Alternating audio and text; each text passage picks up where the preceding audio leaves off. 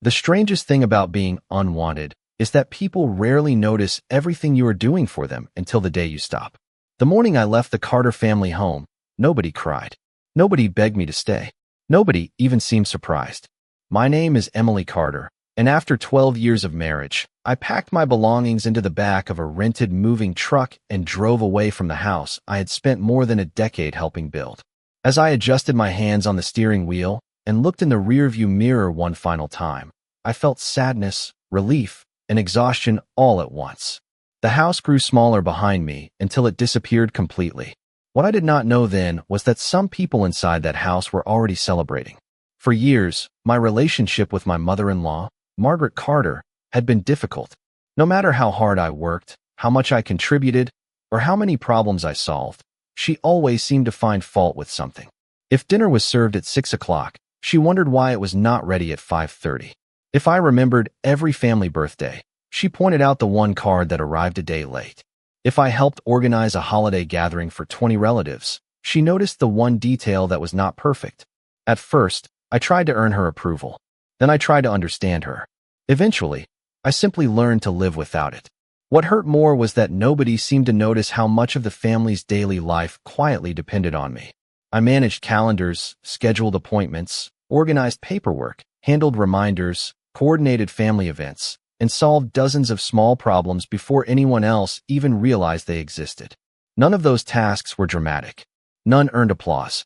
They were simply things that needed to be done. Over time, they became invisible. The week before I left, I overheard a conversation that finally changed something inside me. Margaret was sitting in the living room with her friend Linda while I was carrying laundry down the hallway. They did not know I could hear them. Linda asked whether Margaret was worried about the tension in the family. Margaret laughed softly. Honestly, I think everyone will be happier once Emily stops making everything so complicated. The word stopped me in my tracks. I stood there for several seconds, holding a basket of folded towels, unable to believe what I had just heard. Complicated. After years of solving problems, making sacrifices, and putting everyone else's needs ahead of my own, that was how she saw me. Not as someone who helped. Not as someone who cared. Just a complication. A few days later, I signed a lease on a small apartment across town. I told my husband, David, that I needed space and time to think about my future. He looked shocked, but not shocked enough to stop me. On the morning I left, Margaret stood near the front window watching the moving truck. Her expression was not sad. If anything, it seemed relieved. As I drove away, she probably believed the difficult chapter of her life had finally ended. What she did not realize was that the empty space I left behind was much larger than she could possibly imagine. For the first few weeks after I moved into my apartment, very little seemed to change for the Carter family. From a distance, everything probably looked exactly the same. David still went to work every morning. Margaret still hosted her weekly lunches with friends. Family members still gathered for birthdays and Sunday dinners. If anyone noticed my absence, they did not say much about it. In fact, according to David, Margaret seemed happier than she had been in years. One afternoon, she even told Linda that the house felt more peaceful. When David repeated that comment during a phone call, I was surprised by how little it hurt. A year earlier, those words would have devastated me. Now they simply confirmed what I already knew. Margaret had never really seen me. She had only seen the version of me she created in her mind. Meanwhile, I focused on building a new routine. My apartment was small but comfortable. For the first time in a long time, I had evenings that belonged entirely to me. I read books, took walks after dinner, met friends for coffee. The constant pressure I had lived under for years slowly began to fade. What I did not realize was that small problems were already beginning to appear back at the Carter house. The first issue seemed insignificant. David forgot an important medical appointment for his uncle. Normally, I handled family reminders and scheduling. Nobody thought much about it at first. A week later, a payment for a family insurance policy was submitted late. Again, everyone assumed it was a simple mistake. Then a birthday arrived without a card being sent. A family dinner was scheduled on the same night as another event. Documents that should have been filed remained untouched in a drawer. None of these issues were dramatic on their own. They were simply small disruptions. Yet they kept happening. One evening, David called me with a question about a tax document. He sounded frustrated. "Do you remember where we keep the records for my mother's property taxes?" he asked. I paused. Which property? There was silence. What do you mean, which property? I reminded him that Margaret owned 2 different properties and that I had maintained separate files for each one.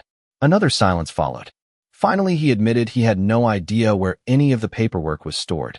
I explained the filing system I had created years earlier. He thanked me and ended the call.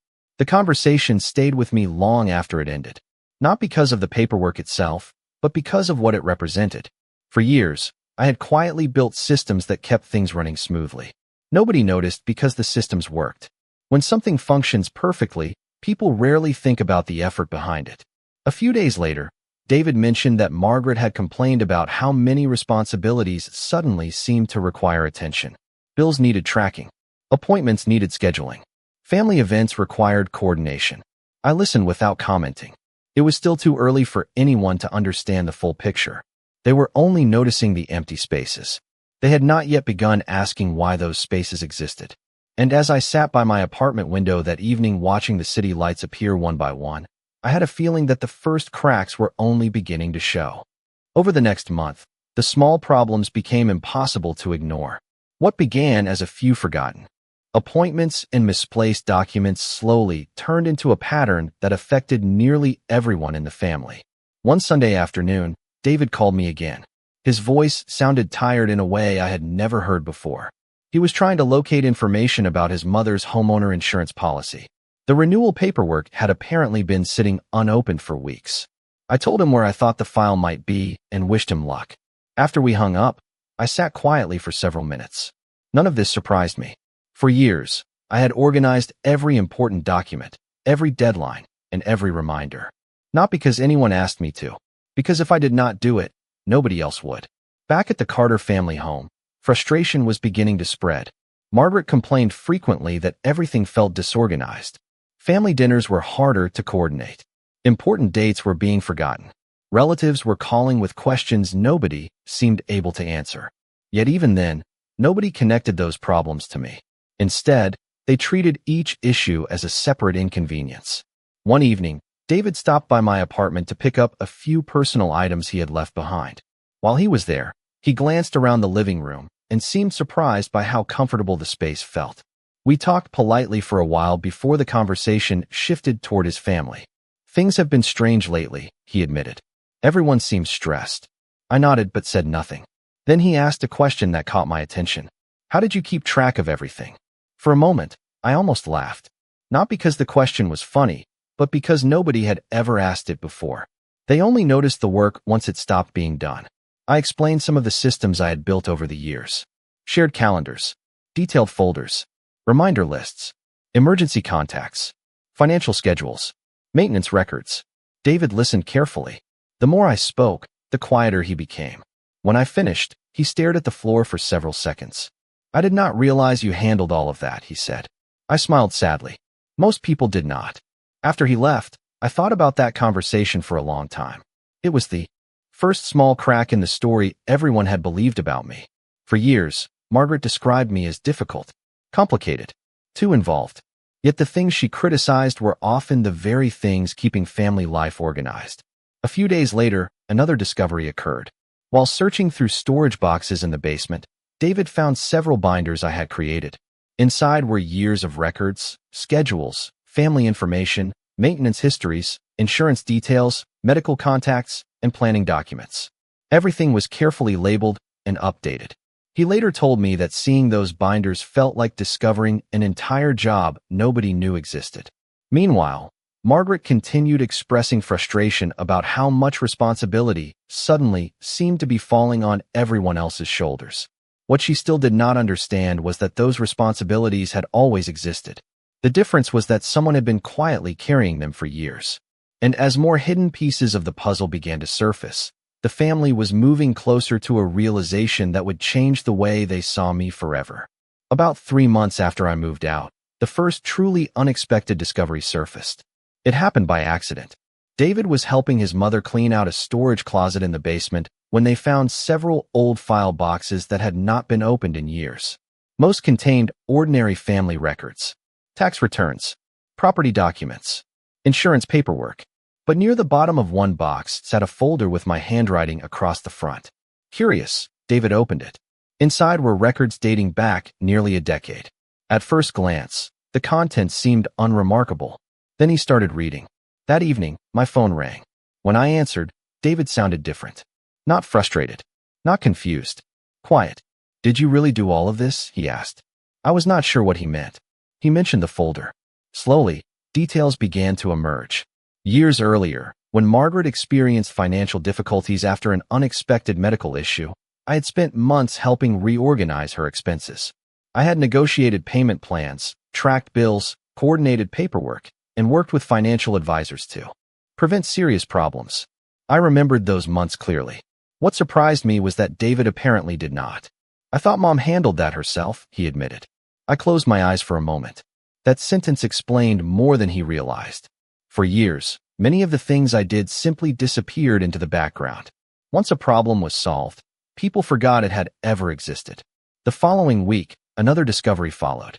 While reviewing old family files, David found records showing that I had spent countless hours helping his uncle manage paperwork after a health crisis several years earlier. There were appointment schedules, insurance forms, transportation arrangements, and detailed notes.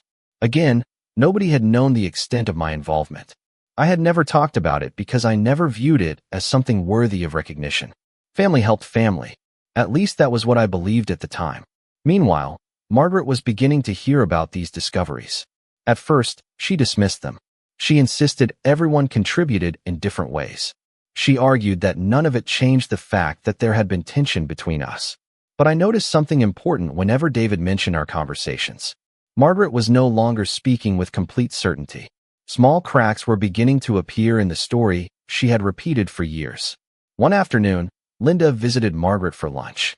During their conversation, Linda casually mentioned how difficult it must be adjusting without someone who had handled so many family responsibilities. According to David, Margaret immediately became defensive. Emily was not responsible for everything, she said. Linda nodded politely, but then asked a simple question. If that is true, why does everyone keep discovering things she was doing? That question lingered long after lunch ended. Back in my apartment, life continued moving forward. I spent less time thinking about the Carter family and more time focusing on my own future. Yet every few weeks, another piece of the past seemed to surface. Another folder. Another record. Another example of work nobody had noticed until it stopped. The family still had not uncovered the largest sacrifices. Those remained buried beneath years of assumptions and misunderstandings. But for the first time, people were starting to question the version of me they had accepted for so long. And once questions begin, answers usually follow. The discovery that changed everything arrived almost 6 months after I left.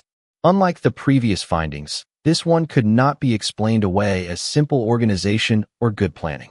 It forced the Carter family to confront a truth none of them had ever considered. It began when David was reviewing old financial records while preparing documents for an accountant. He called me late one evening. The moment I heard his voice, I knew something was different. He sounded unsettled. Emily, he said quietly, I found something I do not understand. I asked what he meant. There was a long pause before he answered. Then he mentioned several payments made over the years from one of my personal accounts. At first, I thought he was referring to ordinary household expenses. But as he continued speaking, I realized he had uncovered something I never expected anyone to find. Years earlier, when Margaret faced mounting medical expenses that insurance did not fully cover, I had quietly contributed money from my own savings. Not once or twice. Repeatedly. The amounts were never enormous, but together they represented a significant sacrifice. I never told anyone because I knew Margaret would refuse the help if she knew where it came from. At the time, I believed protecting her dignity mattered more than receiving credit. David was silent for several seconds after I explained. Then he asked the question I had been expecting. Why did you never tell us? I looked out the window of my apartment at the city lights below. Because I was helping family, I said. I did not think it needed an announcement. The next day, David shared what he had learned with Margaret. According to him, she refused to believe it at first. She insisted there had to be some mistake.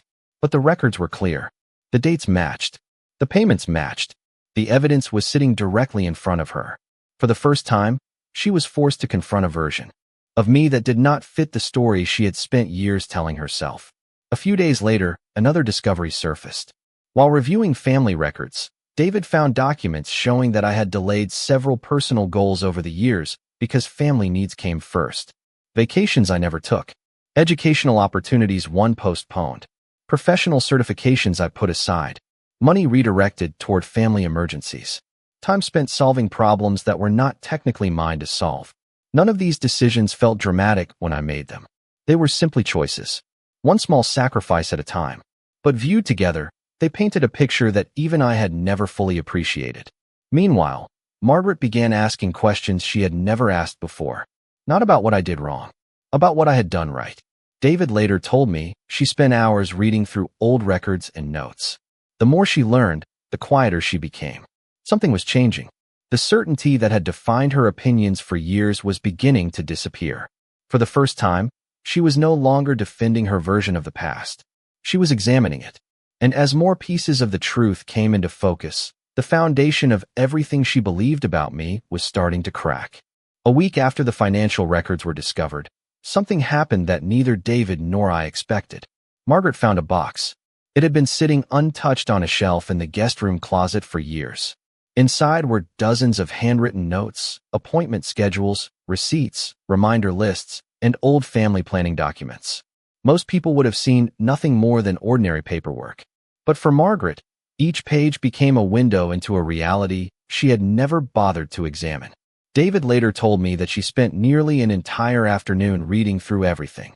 There were notes documenting transportation arrangements for relatives who could no longer drive, lists of medications and appointment dates for elderly family members, holiday plans coordinated months in advance, records of phone calls made during family emergencies, detailed reminders created so birthdays, anniversaries, and important milestones would never be forgotten. None of the documents contained complaints. None demanded recognition. They simply reflected years of quiet effort. As Margaret worked through the papers, she encountered something that affected her more deeply than financial records ever could. She found evidence of intention. Again and again, she saw examples of someone deliberately trying to make life easier for other people. For years, she had interpreted my involvement as interference. Now she was seeing it from a completely different perspective. That realization became impossible to ignore. According to David, she sat silently for a long time after finishing the last folder. Then she asked a question that surprised him. Why did she do all of this? David answered honestly. Because she cared about us. It was a simple response. Yet it carried more weight than either of them expected. That moment became the turning point. For years, Margaret believed a story in which I created problems. Now she was staring directly at evidence that suggested something entirely different. The woman she had labeled difficult was often the person solving problems before anyone else even noticed them. The woman she viewed as controlling was frequently the one carrying responsibilities nobody else wanted. The woman she criticized for being too involved had quietly invested years of her life supporting people who rarely thanked her. That was the moment the old belief finally broke apart. A few days later, David called me. His voice was thoughtful. He told me his mother had been asking more questions. Not defensive questions, honest ones. She wanted to understand things she had never tried to understand before. She wanted details about family situations I had helped manage. She wanted to know how certain crises had been resolved. She wanted to know why so many relatives seemed to have stories about moments when I stepped in to help. As I listened, I felt something unexpected. Not satisfaction, not vindication, just sadness. Because none of this information was new. The truth had existed all along. The only thing changing was people's willingness to see it. That evening, after our conversation ended, I sat on my apartment balcony watching the sun disappear beyond the buildings across town. For the first time, I sensed that the Carter family was beginning to understand what had really happened over the years. The question was no longer whether they had misjudged me. The evidence had already answered that. The question now was whether they could live with the realization that the person they took for granted had been holding far more of their world together than they ever imagined. After that realization began spreading through the family, something unusual happened. People started talking about me differently. Not dramatically, not all at once. The change was subtle at first. A relative would mention a favor I had done years earlier. Someone else would remember a difficult situation that I helped resolve. Another family member would recall how I always seemed to know exactly who needed help and when. One memory led to another, then another. Slowly, a completely different picture emerged. David noticed it before anyone else. During a family gathering, his cousin mentioned how I had spent weeks helping her organize paperwork after her husband lost his job. An aunt remembered that I had coordinated transportation during a medical recovery several years earlier. An uncle recalled how I regularly checked on him after a difficult surgery when very few people did. None of these stories were extraordinary on their own. The remarkable thing was how many existed. For years, each person had viewed their experience with me as an isolated act of kindness. Now they were beginning to realize they were part of a much larger pattern. Meanwhile, Margaret listened. According to David, she rarely interrupted. She simply sat quietly as one story after another surfaced. Every memory challenged the image she had carried for so many years. The woman she believed created tension was repeatedly being described as generous. The woman she viewed as difficult was remembered as dependable. The woman she thought complicated family life had often been the person holding family life together. One evening, David visited my apartment. We sat at the small kitchen table drinking coffee while the city lights glowed outside the window. He looked thoughtful, more thoughtful than I had seen him in a very long time. Finally, he admitted something that surprised me. I do not think any of us really knew you. For a moment, neither of us spoke. Then he continued. He explained how family members kept sharing stories that nobody else had ever heard. Small acts of support, quiet sacrifices, moments when I stepped in without asking for anything in return. The more he learned, the more uncomfortable he felt. Not because the stories were negative, because they revealed how little attention people had paid while those things were actually happening. As I listened, I felt no satisfaction. There was no victory in being understood too late. There was only a strange sense of distance. The life they were discussing felt like a chapter one had already finished reading. A few days later, David called again. This time the conversation centered on Margaret. He told me she had been spending hours going through old photographs, notes, and family records. More importantly, she had stopped talking about what I did wrong. Instead, she kept asking why she never noticed what I was doing right. That question lingered in my mind long after the call ended. Because the answer was painfully simple. People often see what confirms their beliefs. For years, Margaret expected me to be a problem. As a result, every mistake became evidence.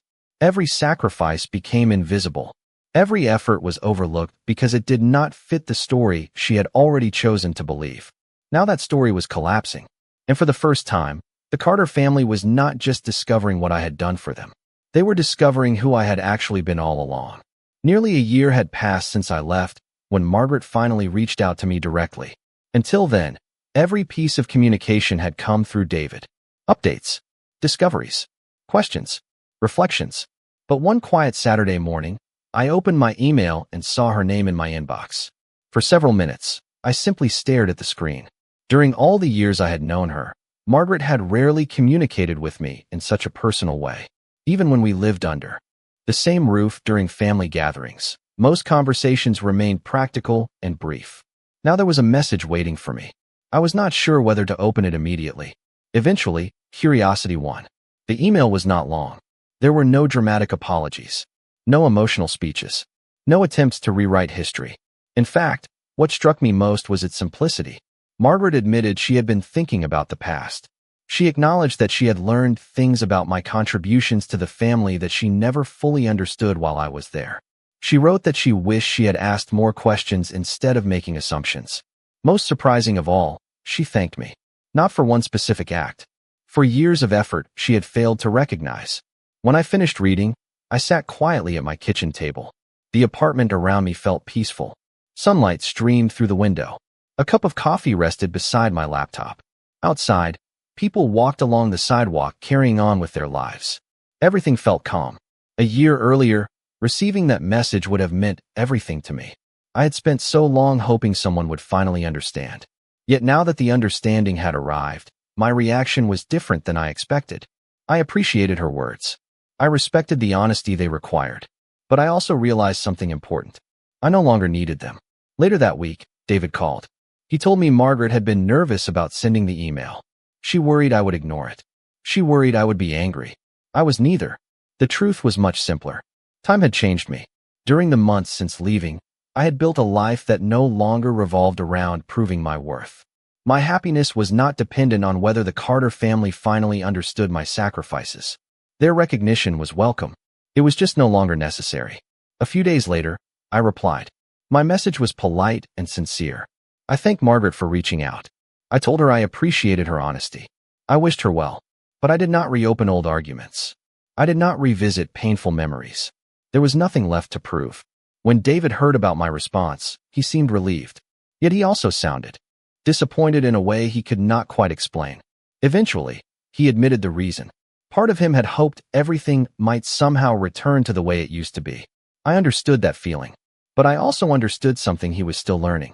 Some relationships do not end because people stop caring. They end because growth carries people in different directions. That evening, I walked through a nearby park as the sun began to set. The air was cool and the trees swayed gently in the breeze. As I watched families, couples, and friends enjoying the evening, I felt grateful. Not because the past had changed. It had not. What changed was me. And for the first time, the Carter family was beginning to understand that the woman they missed was not waiting for permission to move forward. She already had. Several months after that exchange, I received one final phone call from David. By then, nearly 2 years had passed since the day I drove away from the Carter family home. Life looked very different. My apartment no longer felt temporary. It felt like home. I had built routines, friendships, and goals that belonged entirely to me. The version of myself who spent years seeking approval from people who never truly saw her felt increasingly distant. When David called, we spoke comfortably, like two people who had shared an important chapter of life and learned from it. During the conversation, he told me something that stayed with me long after we hung up. Margaret had recently gathered several family members for dinner. At some point during the evening, someone mentioned my name. Years earlier, that often would have led to criticism or uncomfortable silence. This time was different. According to David, Margaret looked around the table and said something nobody expected. She said, "I spent too many years judging someone I never took the time to understand." The room reportedly became very quiet. Then she began sharing stories she had discovered over the previous year. Not stories about mistakes. Stories about sacrifices. Stories about effort. Stories about kindness. For the first time, she openly acknowledged the things she once ignored. When David told me this, I felt grateful. Not because I needed the recognition. Not because it changed the past. But because growth had finally happened. Real growth is rare. It requires people to examine uncomfortable truths about themselves. Margaret had done that. In her own way, she had chosen honesty over pride. After our call ended, I went for a walk through the neighborhood. The evening air was cool, and the sky was painted with soft shades of gold and blue. As I walked, I thought about everything that had happened. For a long time, I believed the greatest loss in my story was the family I left behind. Eventually, I realized something different. The greatest loss would have been staying in a situation where my value depended on whether other people chose to recognize it. Leaving had not solved every problem. It had not erased every painful memory. What it did give me was freedom. Freedom to stop explaining myself. Freedom to stop proving myself. Freedom to build a life based on self-respect instead of approval. Looking back, I understand why the truth took so long to emerge. People rarely notice the person quietly carrying responsibilities because everything appears effortless from the outside. Only when that person is gone do they see the weight that was being carried. The Carter family eventually discovered what I had sacrificed for them. They discovered the time, energy, opportunities, and care that had disappeared unnoticed into the background of their lives. By the time they understood, however, I was no longer waiting for their understanding. I had already found peace. That is the lesson I carry with me today. Appreciation is valuable. Recognition is meaningful, but neither should determine your worth. The moment I stopped measuring myself through other people's opinions was the moment my life truly began. And as the sun disappeared beyond the horizon that evening, I smiled knowing that some people finally understood my value. More importantly, I had learned it myself.